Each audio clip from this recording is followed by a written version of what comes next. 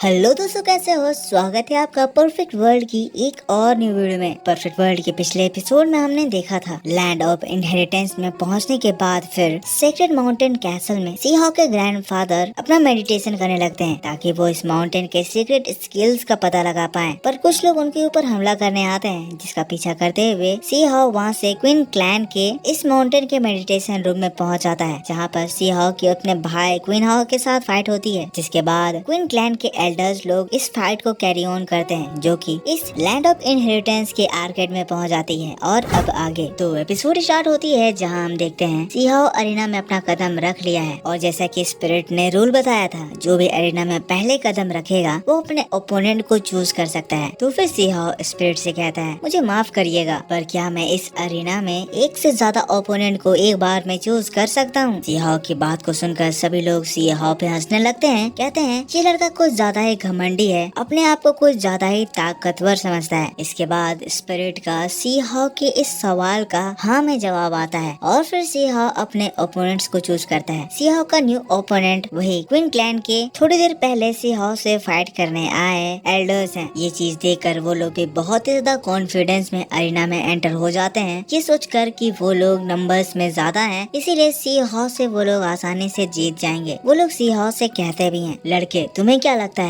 तुम हमारे इस बड़े एम्पायर के एल्डर्स को ऐसे ही हरा दोगे? हम लोग फ्लेम डेमन से और हम लोगों के अटैक से इस जगह तुम्हारा बच पाना इम्पॉसिबल है। वो लोग सीहॉक को डरा रहे हैं, कह रहे हैं हम सभी लोग डिवाइन रेल में पहुंच चुके हैं, तुम हमसे अकेले फाइट नहीं कर सकते हो। सीहॉक से ये लोग बहुत सारी बातें कह रहे हैं, पर सीहॉक इन सभी लोगों की बातों को इग्नोर करके उन लोगों के ऊपर हंसने लगता है। अब ये चीज देखकर वो लोग सीहॉक को मारने के लिए अपना फ्लेमिंग मंत्र इस्तेमाल करते हैं, पर इस जगह हम देखते हैं उनकी ये स्पेशल स्किल काम नहीं करती है। और तभी फिर सीहॉक मुस्कुराते हुए कहता है, तुम लोग बहुत ही ज्यादा बेवकूफ हो। क्या अभी स्पिरिट ने जो कहा उसे तुमने बिल्कुल भी नहीं सुना? इस जगह पर तुम अपनी स्पेशल स्किल्स को यूज नहीं कर सकते हो। इस जगह पर वही कंसिडर करा जाएगा जो कि तुम्हारा रियल टैलेंट, रियल एबिलिटी होगा। दैट मीन्स इस अरीना में तुम लोगों को अपने कॉम्बैट पावर को यूज करके फाइट करनी होगी। तो फिर वो लोग कहने लगते हैं, लगता है ये लड़का पूरी तरह से प्लान करके हमें बुलाया है, पर फिर भी हम लोग नंबर्स में 5 है, तुम हमसे अकेले नहीं जीत सकते हो। तो फिर सीहॉक कहता है, तुम लोग 5 चींटियों के जैसे हो, जिसे मैं जब चाहूँ तब मसल सकता हूँ। सीहॉक अपने पावर को एक्टिवेट कर लेता है और फिर पहले एल्डर सीहॉक से फाइट करने के लिए आगे बढ़ते हैं। वो अपने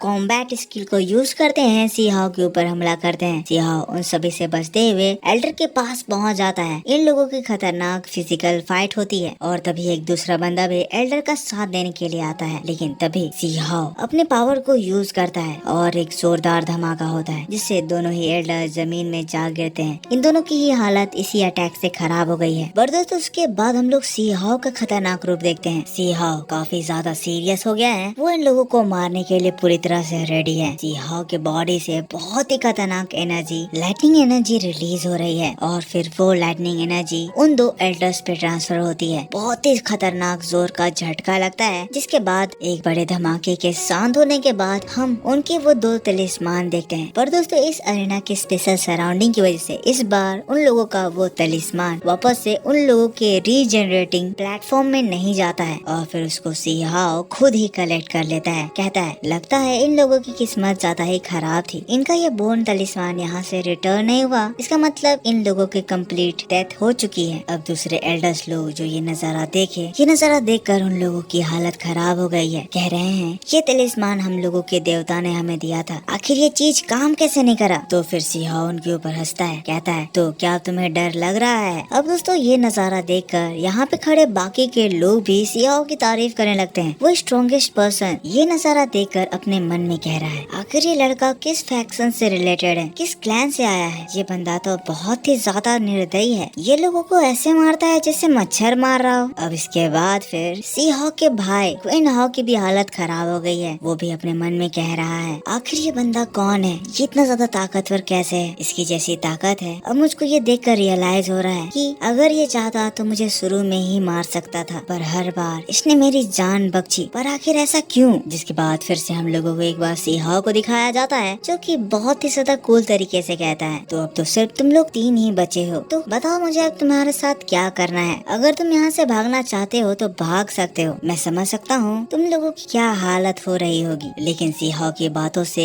गुस्सा कर एक और एल्डर सीहाओ से लड़ने के लिए आ जाता है। और फिर इस जगह हम इसके डोमेन को देखते हैं। सीहाओ के चारों ओर ये एक डोमेन क्रिएट कर दिया है और इस डोमेन में चारों ओर बहुत सारे सील उभर कर आते हैं। सील सीहाओ को घेर लिए हैं। सीहाओ भी शॉक्ड है, कह रहा है इनकी इतनी सी पावर में ये ऐसा कैसे कर पा रहा है। और दोस्तों फिर उन फॉर्मेशन से बहुत सारे हाथ निकलते हैं जो कि फिर सीहाओ को पकड़ लेते हैं। और फिर फाइनली ये एल्डर सीहाओ को मारने के लिए अपनी तलवार को उसके ऊपर थ्रो करता है। लेकिन दोस्तों फिर सीहाओ बहुत ज्यादा स्टाइल में जैसे ही स्वॉर्ड उसके नजदीक पहुंचता है, सीहाओ अपनी पावर एक्टिवेट करता है कि इसकी न्यू पावर है जो इसने अभी अभी सीखा है। पानी का एक बबल जनरेट हो जाता है। ये बबल उसके उन अटैक्स के स्ट्रेंथ, उसकी पूरी स्पीड को एब्जॉर्ब कर लेता है, जिसकी वजह से वो तेजी से स्वॉर्ड जो सीहाओ की ओर आ रही थी अब वो पानी में तैरने लगती है। एंड देन सीहाओ फिर अपनी स्पिरिचुअल एनर्जी एक्टिवेट करता है और इसकी स्पिरिचुअल एनर्जी के कमाल से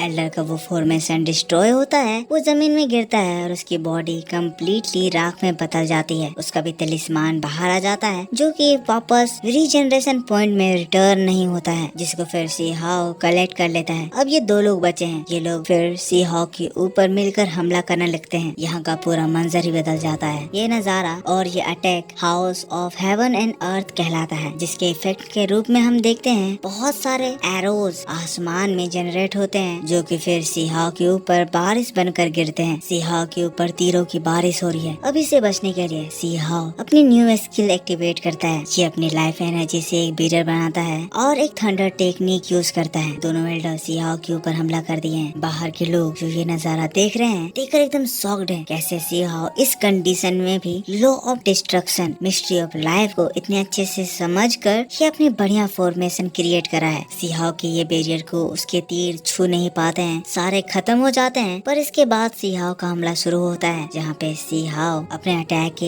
एक ही झटके में उन दोनों को मार डालता है। इन दोनों के भी बोन तलिस्मान उभर कर आते हैं। सो अब फाइनली सीहाओ इस जगह से 5 बोन तलिस्मान कलेक्ट कर लिया है। जिसके बाद ये फाइट देख रहे हैं और लोगों से कहता है मैंने अभी 5 तलिस्मान कलेक्ट कर लिए हैं। अगर तुम लोग मेरे पास फाइट करने के लिए आना चाहते हो तो मुझे और बोन तलिस्मान कलेक्ट करने में बहुत ज्यादा खुशी होगी। अगर कोई मुझे चैलेंज करना चाहता है, मुझसे फाइट करना चाहता है तो यहाँ पे आ सकता है। मैं उसके आखिरी समय तक उससे फाइट करूंगा। लेकिन दोस्तों सीहाओ की इस बात पर किसी का भी मुंह नहीं खुलता है। सभी लोग डर के कांप गए हैं। कोई भी सीहाओ के चैलेंज को एक्सेप्ट नहीं करता है। और फिर ये देखकर सीहाओ भी बहुत ही ज्यादा शान से वहाँ से वापस अपने ग्रैंडफादर की ओर लौट जाता है। और मेरे दोस्तों बस इसी बात के साथ परफेक्ट वर्ल्ड का ये एपिसोड भी इसी जगह पर खत्म हो जाता है। तो आप मेरे को बताइए कि आपको ये वीडियो कैसा लगा। मैंने आपके लिए बहुत ही ज्यादा डिटेल में सारे एक्सप्लेनेशन कर दिए हैं। इसके बाद मैं आपके लिए इसका एक्सप्लेनेशन भी लाने की कोशिश करूंगा, तो उसको देखने के लिए चैनल को सब्सक्राइब जरूर कर लेना।